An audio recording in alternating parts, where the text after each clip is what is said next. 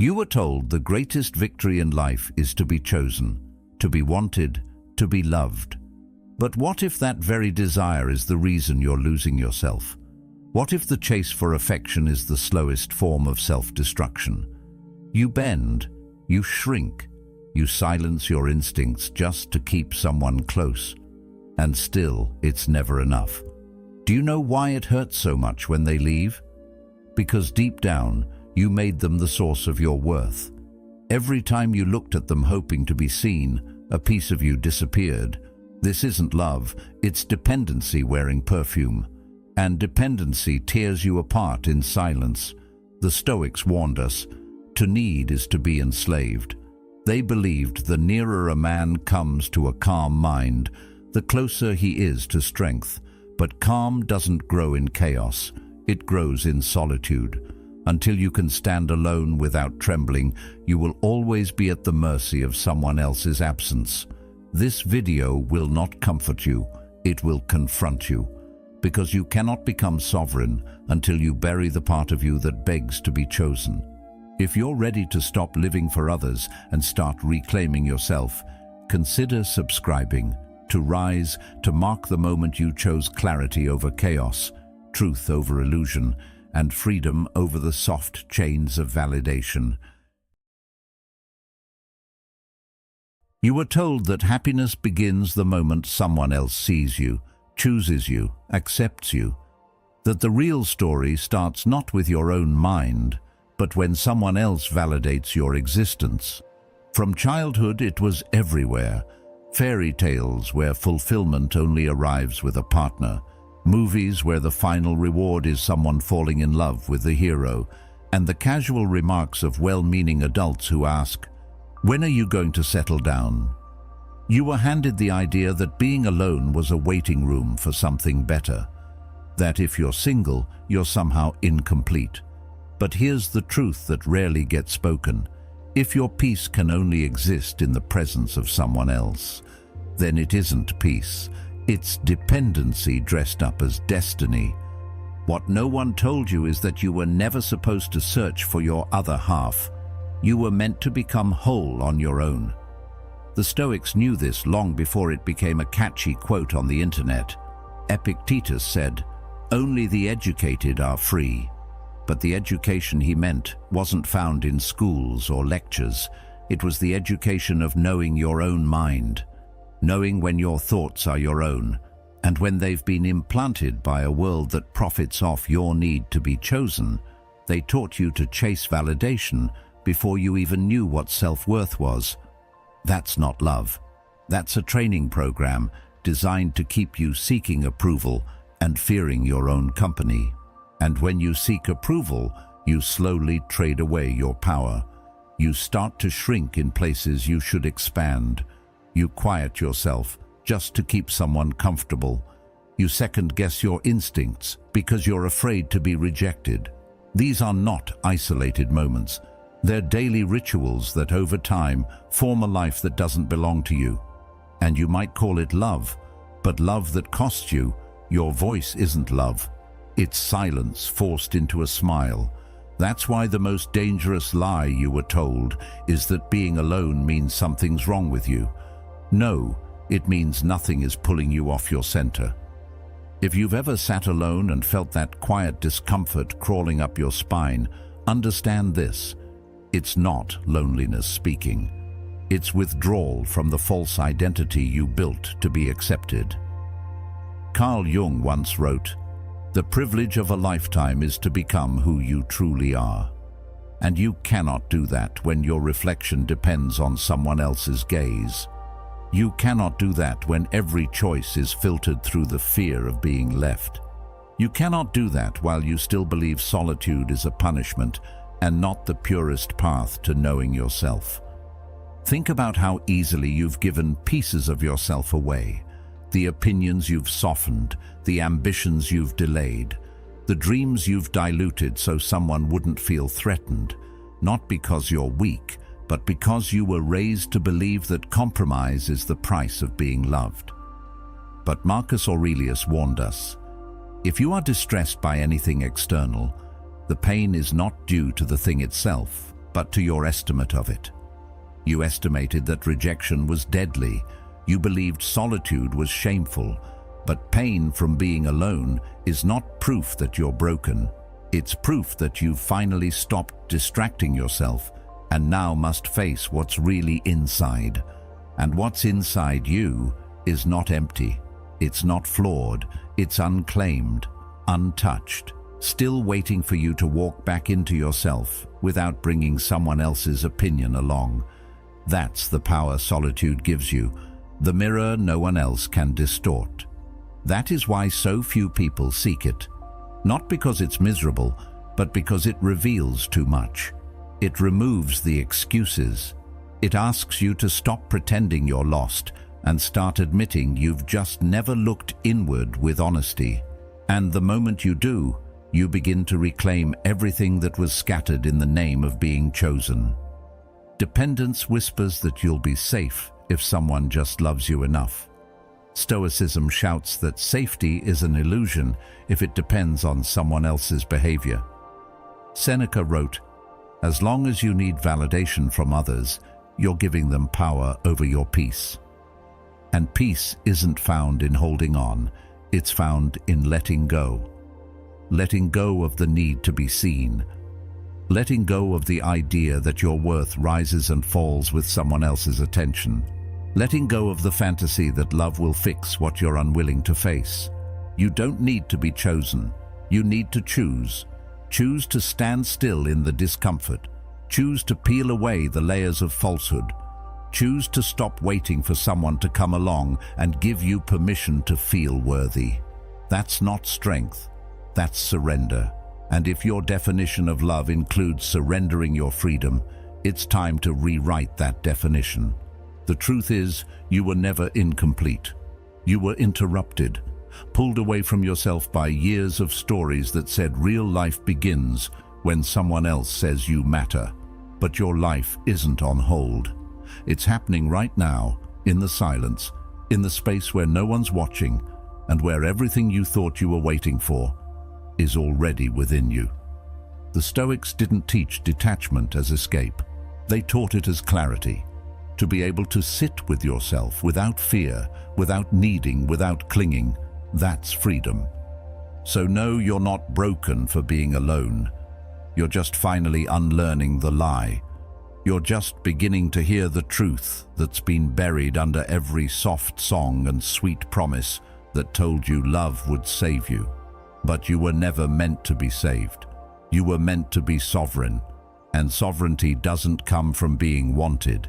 It comes from no longer needing to be. No one ever told you the price you'd pay for being loved.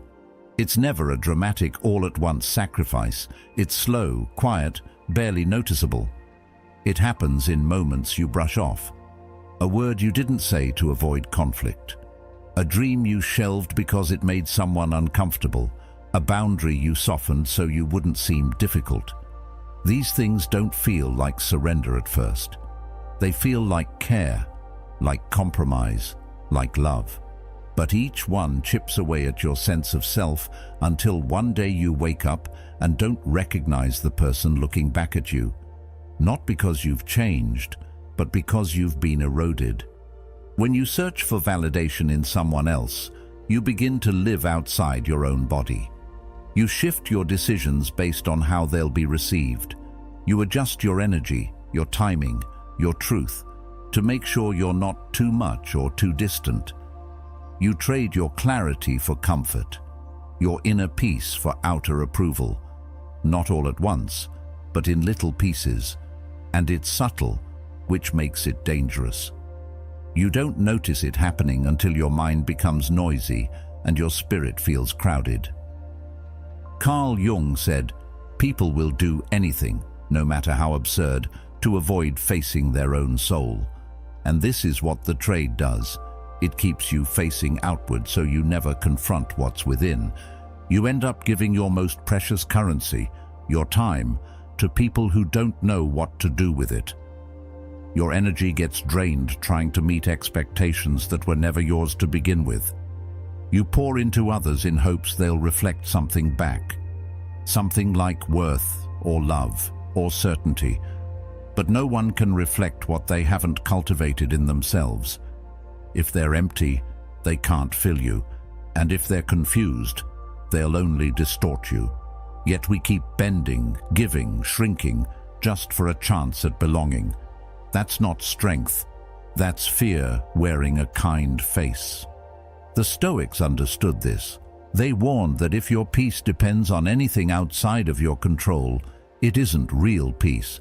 It's fragile, borrowed, and always at risk. That includes how people see you, what they say about you, whether or not they approve of your choices. Marcus Aurelius wrote, "The nearer a person comes to a calm mind, the closer they are to strength. But a calm mind doesn't grow in the presence of chaos. It doesn't bloom when you're performing. It builds itself in solitude, where there's no one left to impress and no illusion left to maintain."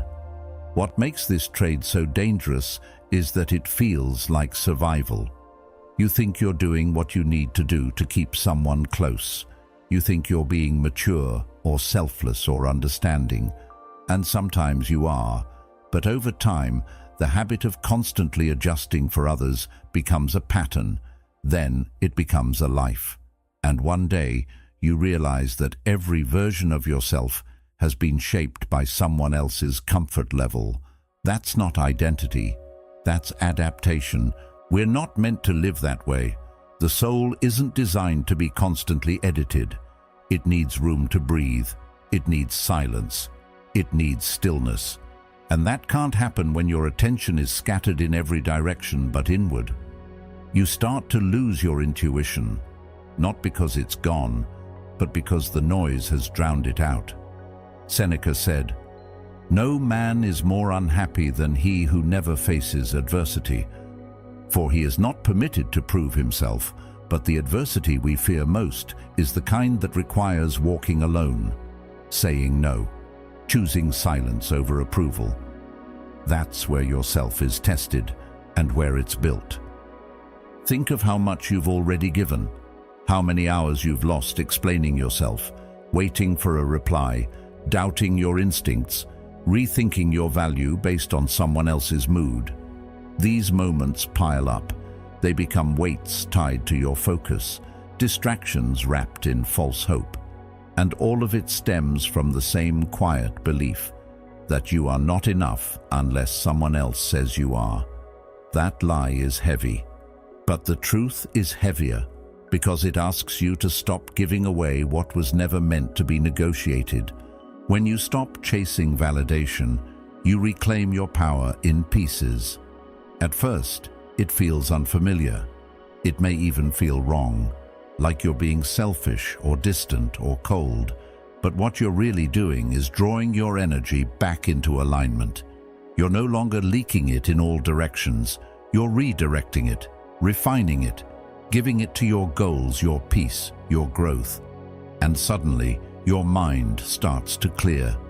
Not because the world got easier, but because you stopped handing your calmness to people who couldn't protect it.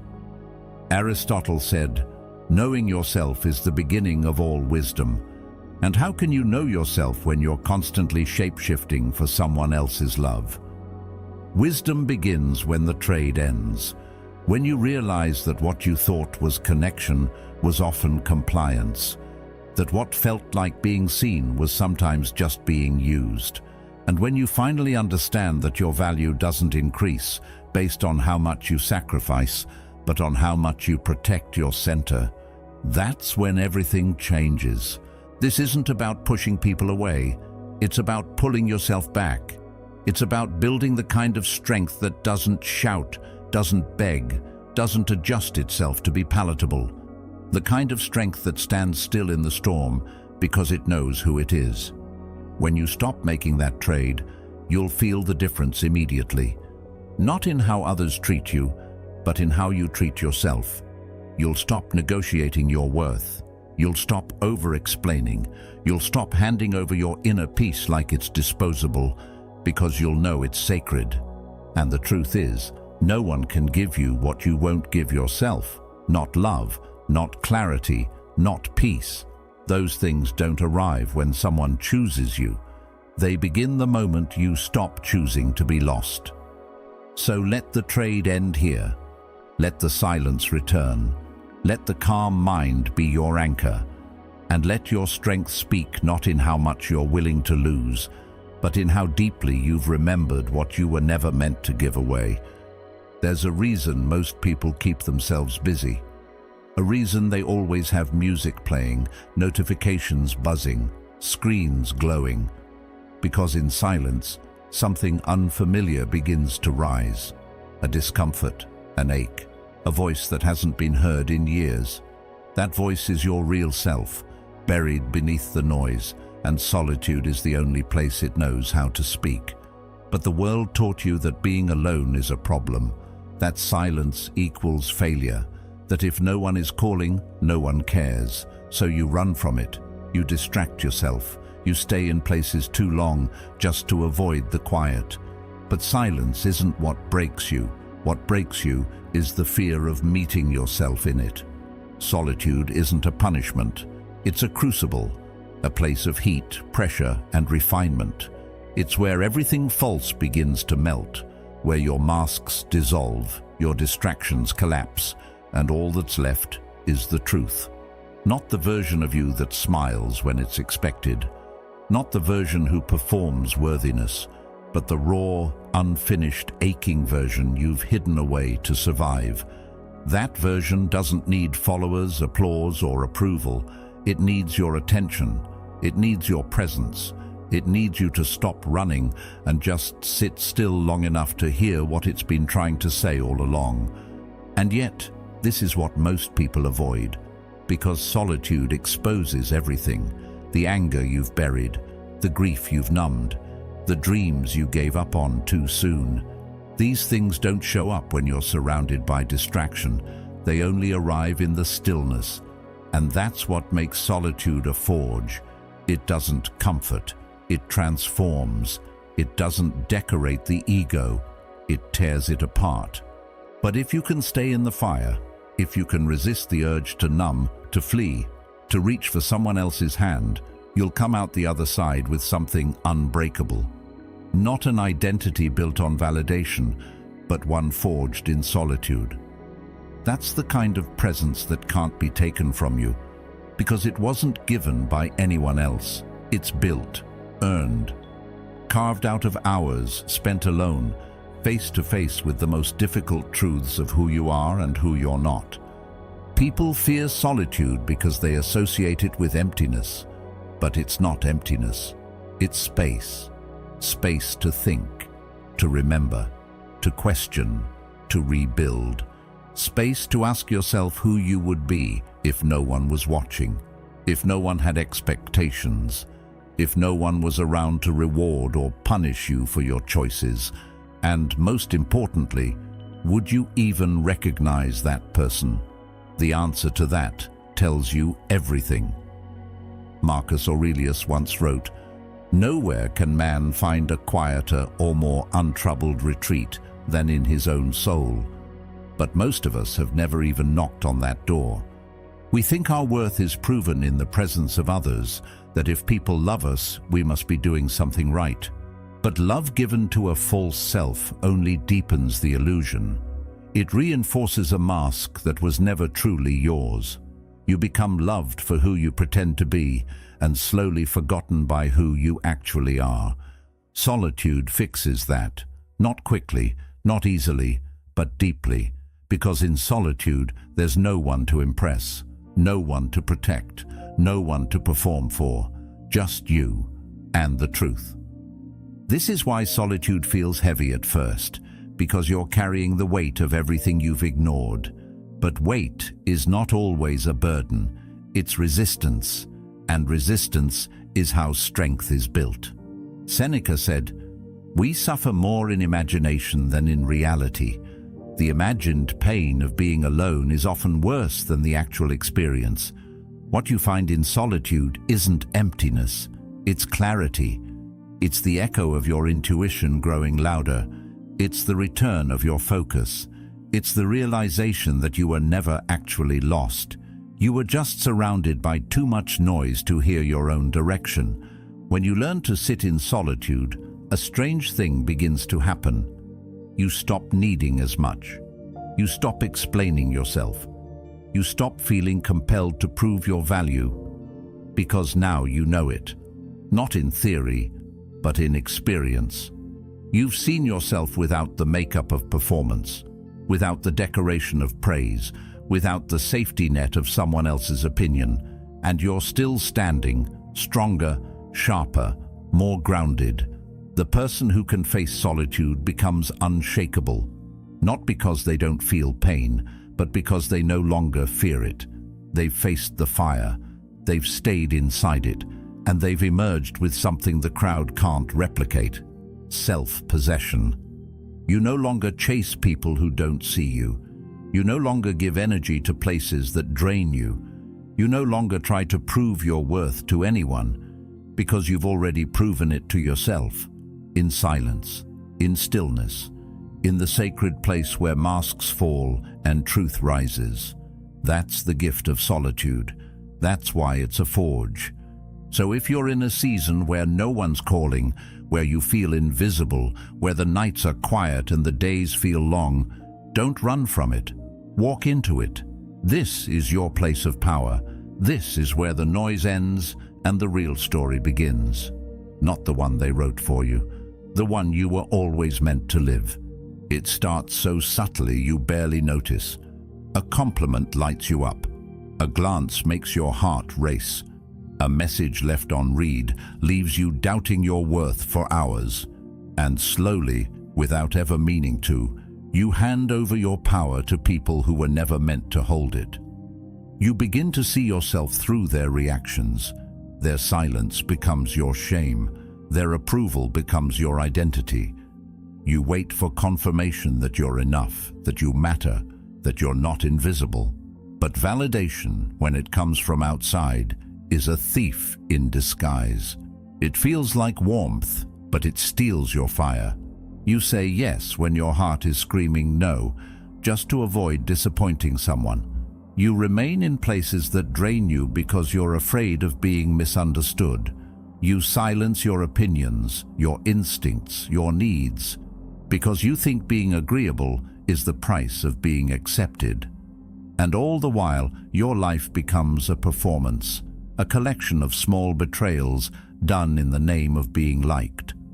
Not because you're weak, but because you were never taught the strength that comes from standing alone. You were taught that being seen is the goal. But the Stoics knew better. They warned that anything external, applause, opinions, approval, if it can shake your peace, it owns you. And anything that owns you weakens you. Marcus Aurelius said, "You have power over your mind, not outside events. Realize this, and you will find strength." But most people never do. They keep waiting for someone to name them worthy. They put their confidence on layaway, hoping it gets delivered through compliments or relationships. But if your identity relies on how others treat you, it will always be unstable. You'll constantly adjust, constantly shapeshift, constantly negotiate your value through the eyes of others. And that isn't confidence. That's dependence dressed as humility. The need to be validated robs you of your clarity.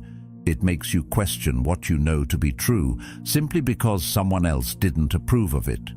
You start second-guessing your direction. You delay your growth, not because you're confused, but because someone else didn't clap when you began.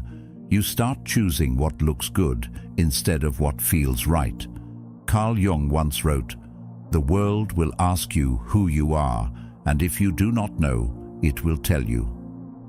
And what the world tells you is shaped by trends, opinions, and convenience, not truth. Validation trains you to ask others what you should already be answering for yourself.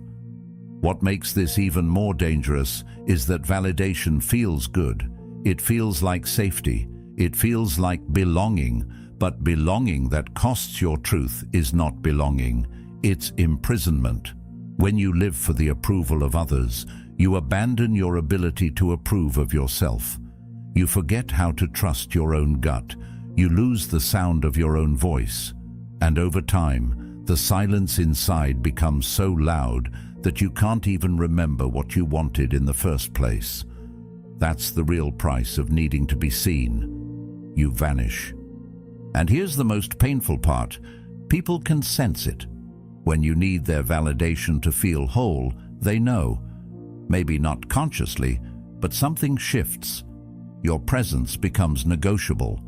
Your self-worth becomes dependent on their mood. And instead of being respected, you're tolerated. Not because you're not enough, but because you gave the impression that you don't know you are. When you forget how to stand alone, others forget how to value your presence. That's the paradox. The more you need them to see you, the more invisible you become. Seneca said, "He who is everywhere is nowhere." If your attention is always on how others perceive you, there's no attention left for who you actually are. Your energy is scattered, your will becomes diluted, and what could have been strength becomes hesitation. Validation pulls you out of the present moment and into an endless performance of trying to please, impress, or avoid rejection. And the longer you stay on that stage, the harder it becomes to walk off of it. But you can walk off. You can return to yourself. You can begin the process of choosing your own voice over applause, your own clarity over confusion, your own path over popularity. And it starts by noticing where the leaks are, where you say yes when you want to say no, where you wait for permission that was never needed, where you lower your volume just to stay close to someone who's only half listening. Those are the places where your power is bleeding out, and they are also the places where it can be reclaimed. You do not need to be seen by the crowd to be real. You do not need to be validated to have value. You do not need to be accepted by others to belong to yourself. The most powerful person in any room is the one who no longer needs to prove anything to anyone, not out of arrogance, but out of deep, grounded, unshakable presence. That's the kind of presence that doesn't beg to be seen. It simply is, and it cannot be ignored. Socrates once said, "To find yourself, think for yourself." But you can't think clearly when you're constantly looking sideways to see who's watching. You can't build something solid when your foundation is built on the ever-changing tides of public opinion. You must stand still. You must go quiet. You must ask yourself, who am I when no one is watching? Because that person, that quiet, raw, untouched self, is the only one who can carry you through fire. Validation will never fill the void it promises to. It only enlarges it. The more you feed it, the hungrier it becomes. But if you stop feeding it, if you sit in the silence, in the absence of praise, you'll discover something else entirely, a deeper strength, a calm certainty, a solidness that does not move when others shift around you. That is what you've been chasing, not attention, not popularity, but peace. And that peace isn't found in being liked, it's found in being aligned. So let them think what they want, let the messages stay unanswered, let the approval go unspoken. If you know who you are, you've already won, and that kind of inner clarity, that's something no one can give you, and no one can take away.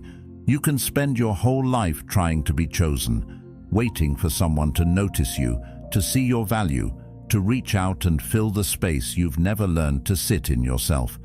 And yet, no matter how much you give, no matter how carefully you craft your words, no matter how tightly you hold on, what isn't meant for you always finds a way to slip through your hands. That's the hard truth we're never taught. We're told to chase, to prove, to hold tighter when something starts to drift. But real strength doesn't chase, it doesn't beg. It lets go and watches what stays without needing to be pulled. Letting go isn't about bitterness or building walls. It's about self-respect. It's the decision to stop exhausting yourself over things that were never yours to carry. You don't need to convince someone to stay. You don't need to explain why you deserve consistency, care, or honesty. You don't need to keep offering more of yourself in hopes that someone finally gives you the bare minimum in return. What's meant for you will recognize you. It will meet you where you are. It will not need a performance, a compromise, or a disguise. And if something requires all three, it was never alignment, it was an arrangement. You become untouchable the moment you stop needing external proof that you matter. That's where the shift begins, not in the absence of pain or disappointment, but in the way you respond to it. Instead of shrinking, you remain still.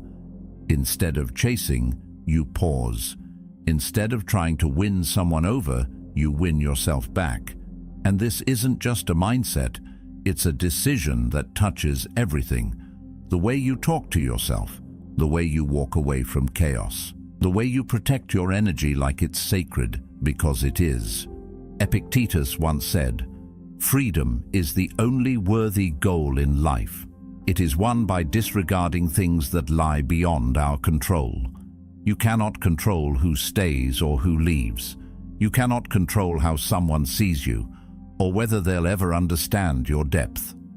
But you can control how you respond to their absence. You can choose not to fill that space with desperation, noise, or validation. You can choose to keep building your peace, even when no one's watching. And in that quiet decision, you become immovable. The world might try to convince you that staying single means something's missing, that solitude is a placeholder for the real thing. But here's the truth. Solitude doesn't delay your life. It reveals it. It teaches you how to hold your own hand before reaching for someone else's. It reminds you that your mind, your time, your presence are not to be offered to anyone who hasn't earned the right to receive them. Staying single doesn't mean you've closed your heart. It means you've learned how to guard your throne.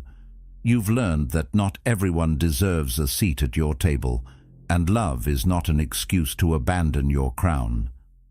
There is a quiet kind of power in the person who no longer seeks to explain themselves, who doesn't feel the need to argue for their worth, who simply knows who they are and doesn't rush to be understood.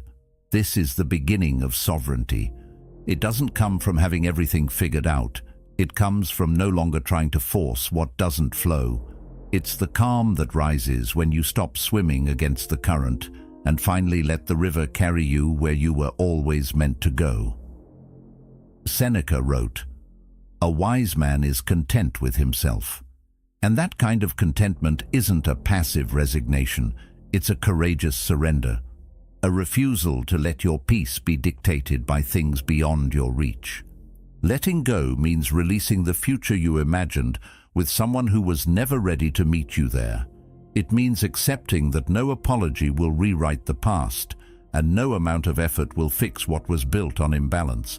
It means stopping the cycle of overgiving in the hope that someone will finally see you. It's not easy, it's not soft.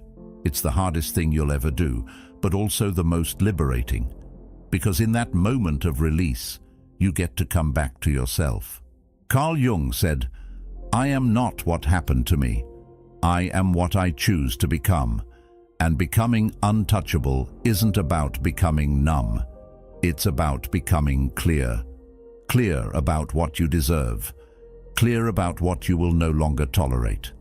Clear about how many times you've betrayed your own needs just to hold on to something that made you feel less alone, but more lost. And when that clarity hits, something begins to shift. You start walking differently, speaking differently. You no longer rush to fill silence with explanations. You no longer crumble when someone leaves. You know that your worth isn't something another person can hand you or take away. This is where untouchable begins, not with armor, but with truth. Not with distance, but with discernment. You become untouchable not because no one can hurt you, but because no one can confuse you anymore. You know who you are, even when others don't. You know your boundaries, even when others try to test them. You know your value, even when it's not reflected back. That's what makes you dangerous, not to others, but to anything that once had the power to break you. So let go. Let go of the need to be understood. Let go of the fear of being alone. Let go of the pressure to prove your worth through proximity. Your peace does not need to be defended. It needs to be preserved. And the moment you stop offering your energy to what drains you, you'll feel it returning. Not all at once, but piece by piece, quietly, powerfully, unapologetically. Letting go is not the end. It's the turning point. The place where you stop seeking permission to be whole and start remembering you already are. Most people never stop moving. They're constantly reacting, refreshing, comparing, performing. They fill every silence with noise, every pause with distraction. But stillness scares them, because stillness reveals the truth, and truth requires responsibility. That's why the crowd stays loud, scrolling, chasing, explaining and convincing, hoping that if they stay distracted enough, they won't have to face how much of their life they've handed over to things that don't matter. But while they waste time in the noise, you can choose a different path, one that looks empty from the outside, but is quietly sacred from within. Because silence isn't a void, it's a workshop. And solitude, if used right, is the greatest investment of your life. What you do in the quiet will echo when the world finally starts to pay attention. While they wait to be chosen, you choose discipline. While they argue for visibility, you sharpen your focus in the dark. You build your body, not to impress but to command. You build your mind, not to perform, but to understand. You build routines that no one applauds, skills that no one sees, and character that no one understands. Until one day they will. And by then, it will be too late to catch up. Because while they were chasing approval, you were building something no one could take from you. Mastery. Seneca said, "It is not that we have a short time to live, but that we waste much of it." And it's true. Life isn't slipping through our fingers because it's too short. It's slipping away because we keep giving it to meaningless things, endlessly reacting, endlessly explaining, endlessly refreshing our identity through screens and opinions and trends. The truth is, very few people live. They just perform. They shape themselves for others so much that they forget who they were before anyone was watching. And in that performance, time evaporates, days vanish, years blur, and suddenly, life is a memory of everything they didn't build because they were too busy being seen. But when you choose silence, real silence, the kind that most can't tolerate, you stop bleeding time. You stop leaking energy. You stop living on autopilot. Solitude becomes a strategy, not a sentence. You use it to refine your habits, to study your patterns, to train your willpower like a muscle. Every hour you spend alone becomes an offering to your future self. Every distraction you resist becomes a vote for the person you're becoming. It's not glamorous, it's not visible, but that's why it works. Because no one is competing for what they can't see. There is something powerful about doing the work in private. You're not building for applause, you're building for endurance, for clarity, for sovereignty. The Stoics knew this. Marcus Aurelius wrote, "Waste no more time arguing what a good man should be. Be one." And that's what this is about. Not performing goodness, but embodying it. Not speaking about potential, but shaping it. Not dreaming of power, but earning it. Quietly, repetitively, without asking for permission. The time you spend in solitude is where your advantage is born. While others live in reaction, you create intention. While they wait for inspiration, you generate momentum. And while they depend on being noticed to feel worthy, you detach from needing attention at all. Because the person who doesn't need to be seen becomes impossible to ignore. There's a calm strength in those who keep their head down and build. a presence that doesn't scream, but when it finally arrives, everything shifts. You become that presence by treating solitude as sacred. You wake early, not because it's trendy, but because it gives you more hours to claim your mind before the world pollutes it. You read, not to impress others, but to refine how you think. You train your body, not to chase aesthetics, but to train your discipline to obey. You work on your craft, not to gain likes, but to gain leverage. Every decision you make in the silence is a brick laid in the foundation of a life no one else could build for you. Because no one else will understand how much it took, not until the results are undeniable. Carl Jung said, "Your vision will become clear only when you can look into your own heart. Who looks outside dreams, who looks inside awakens." And this is the awakening, the realization that solitude is not a setback. It's a furnace. It burns away distraction. It forces you to reckon with your patterns. It invites you to choose who you want to be instead of passively becoming what the world wants you to be. It teaches you that consistency is louder than confidence, that showing up daily matters more than being inspired occasionally, that building quietly is more powerful than shouting loudly. You don't need to rush. You don't need to impress. You just need to build. Day after day, hour after hour, in silence, in shadows.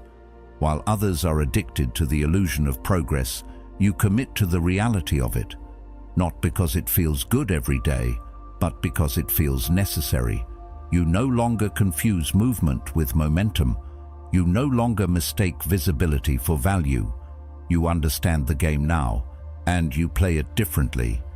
This is how you become unshakable, not by seeking the spotlight, but by mastering your shadows. Not by proving anything to others, but by becoming someone whose presence proves itself. The kind of person who walks into a room and doesn't need to speak to be felt. That power is not born in applause. It is forged in solitude. In hours no one sees. In silence no one hears. And in self-respect no one can take. So build, not for them, for you. Build a life that feels powerful even when no one is clapping. Build a rhythm that outlasts motivation. Build a foundation that holds, no matter who stays, who leaves, who sees, or who doesn't. Build in the silence what others waste in the noise. And one day you'll realize you no longer need to be noticed. You've already become unforgettable. There's a moment, quiet, heavy, where the silence feels unbearable. It creeps in when the day winds down, when no one's reaching out, when the buzz fades and you're left with your own thoughts. And in that space, you feel it, that ache in your chest, the kind of ache that makes you question everything. Maybe it tempts you to go back to someone who didn't see your value. Maybe it whispers that being alone is a mistake, that the discomfort you're feeling is proof you're not meant for this path. But that pain, that ache, it's not your enemy, it's your entrance. It's the door you walk through on the way to transformation. Most people run from it. You won't. Pain shows up not to break you, but to show you what still owns you, what you're still attached to, what you haven't yet healed. It's a mirror, one that doesn't flatter or lie. And when you stand in front of it long enough, something shifts. You start to see your patterns, the habits that no longer serve you, the cycles you keep repeating, the people you chase to avoid sitting with your own emptiness. That's not weakness. It's just a signal, a prompt, a point of entry. The moment you stop running and decide to sit with the discomfort, everything begins to change. You start to listen, not to the noise outside, but to the quiet voice within, the one that's been drowned out by distraction. It's not always kind, and it's rarely comfortable, but it's honest.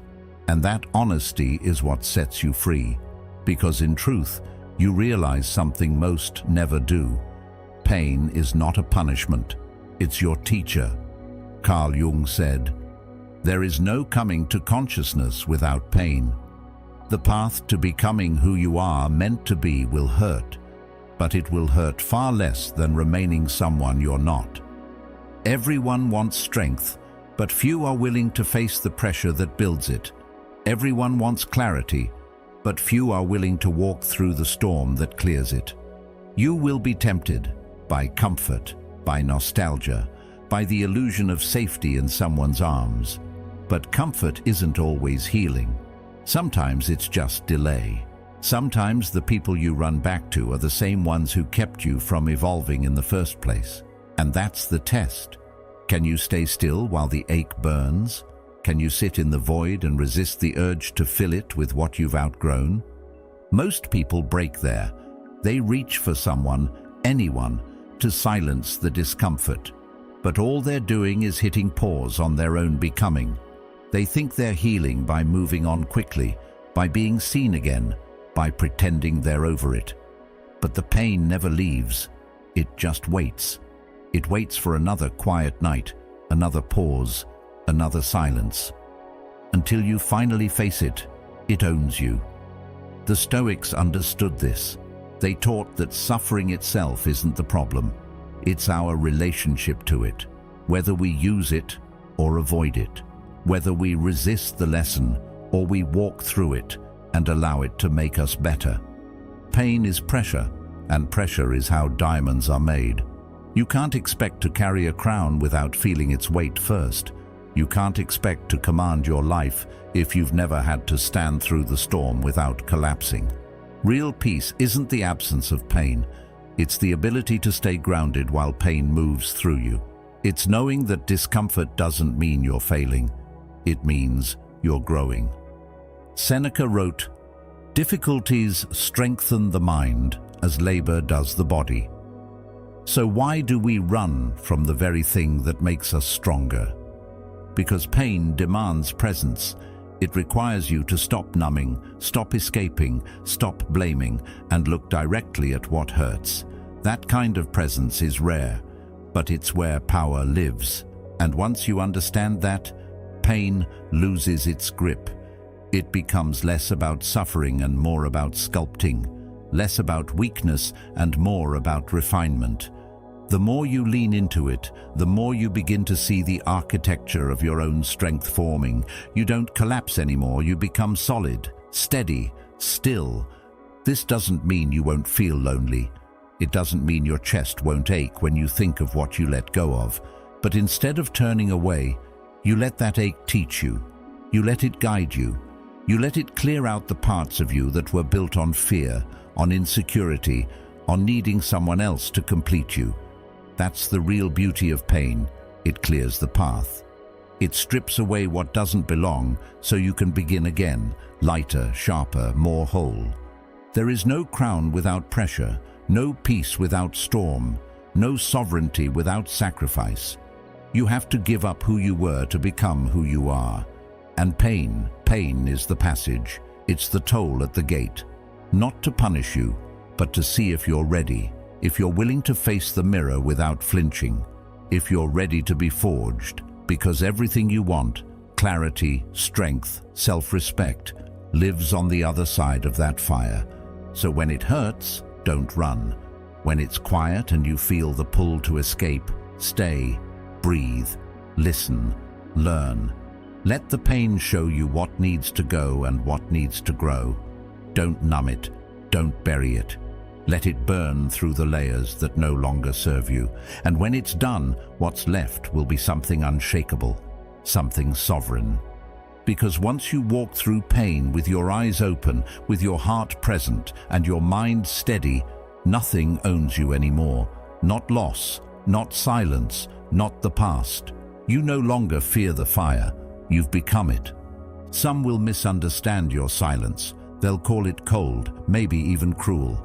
They'll say you've closed off, that you've given up on love, but they don't understand what you're actually doing. This is not about hate. It's about power. It's about breaking the quiet, invisible chain that wraps around your identity when your worth depends on being wanted. Staying single is not a rejection of connection. It's the refusal to be ruled by it. It's standing still in a world that's obsessed with chasing, proving and attaching. And when you stop chasing, you start rising. There's a difference between desire and dependence, between reaching for someone because you choose to and clinging because you think they complete you. That difference is everything, because when you need someone to feel whole, you're no longer choosing, you're surviving, and that survival mode makes you smaller. You begin to compromise too soon, tolerate too much, explain too often. You slowly shapeshift into what you think they want and call it love. But that's not love. That's fear with a beautiful disguise. You weren't made to kneel for affection. You weren't designed to bend your identity for approval. The strength you were born with, the kind that doesn't beg, doesn't chase, doesn't collapse, gets buried under the idea that you must be chosen to matter. But being single, when embraced fully, digs that strength back up. It reminds you of your own weight, your own presence. It reconnects you to something that was never meant to be outsourced, your own sense of worth. Seneca said, "He who is brave is free." And sometimes bravery isn't loud. Sometimes it looks like turning down a comfortable relationship because you can feel it will cost your peace. Sometimes it looks like walking away from someone you still care about because you know you're shrinking just to stay close. Sometimes it looks like choosing solitude, not because you want to be alone forever, but because you'd rather be whole alone than half-loved with company. That's not bitterness, that's wisdom. Love, when it's real, doesn't arrive through desperation. It doesn't ask you to abandon yourself. It doesn't demand that you shrink. But most people don't wait for that kind of love. They settle for what's available. They mistake intensity for depth, possession for passion, attachment for safety, and all the while they lose themselves piece by piece, believing the lie that needing someone is a form of strength. It's not. Carl Jung once wrote, "The most terrifying thing is to accept oneself completely." And that's exactly why most people would rather keep seeking someone else. They haven't yet learned how to stand fully in themselves. You're not wrong for wanting connection. You're human. But when that desire turns into a void you're constantly trying to fill, it becomes a trap. You'll accept less. You'll settle sooner. You'll confuse being seen for being known. But if you can pause that pattern, if you can sit in your own presence long enough to understand it, you'll begin to feel the difference between being in love and being in need. And that's where power begins. Because the person who no longer needs love to feel whole becomes impossible to manipulate. You become still while the world trembles around you. You don't flinch when someone walks away. You don't fold when the attention disappears. You don't chase when someone pulls back. You remain grounded, unshaken, and that quiet steadiness, that refusal to be moved, is what makes you untouchable. Because now, love is no longer your source. It's an addition, a choice, not a crutch, not a cure. The world will call this lonely. They'll project their own fears onto your stillness. They'll say you're avoiding love, hiding from vulnerability, closing your heart. But only you will know the truth. This stillness is not retreat. It's preparation. It's clarity. It's learning to live in such a way that love, when it finally does arrive, walks into a space that's already full, not one that's desperate to be filled. That's not cold. That's responsible. That's sovereign. There's a kind of confidence that comes when you no longer chase. Not because you've given up on love, but because you've stopped making it your identity. You've remembered that the real relationship, the one that affects everything else, is the one you have with yourself. And that relationship requires space. It requires time. It requires silence. You can't grow it in noise. You can't build it while constantly being pulled toward validation. You have to be willing to let go of comfort, of illusions, of temporary hands that feel good in the moment but hold nothing real. That's where courage lives, not in the ability to fall for someone, but in the ability to walk away when that love costs too much of yourself. To love without needing, to open without attaching, to care without collapsing. That's not weakness, that's emotional sovereignty. And you only develop that by staying alone long enough to see where your need ends and your truth begins. This isn't about building walls, it's about building discernment. So when love comes, and it will, you'll recognize it not by how loud it shouts, but by how gently it holds. You'll know it by how free you feel in its presence, because real love doesn't chain, it doesn't demand, it doesn't ask you to prove anything, it simply meets you where you are. And the only way to be ready for that love is to become someone who no longer fears being alone. So no, this isn't about hate. It's not about rejecting love or avoiding vulnerability. It's about remembering your power. It's about reclaiming the parts of yourself you once handed out for the illusion of closeness. And it's about refusing to mistake being needed for being loved. When you understand that, you'll stop begging for affection and start standing like the world was always meant to notice you. Because you're no longer reaching. You're rooted. You're no longer trying to be chosen. You've already chosen yourself. And in that stillness, everything changes. You don't need to be chosen to matter. You don't need to be loved to be whole. The moment you stop chasing what was never meant to complete you is the moment you begin to rise. Quietly, powerfully, unshakably. Watch the next video on your screen to keep building the life no one can take from you.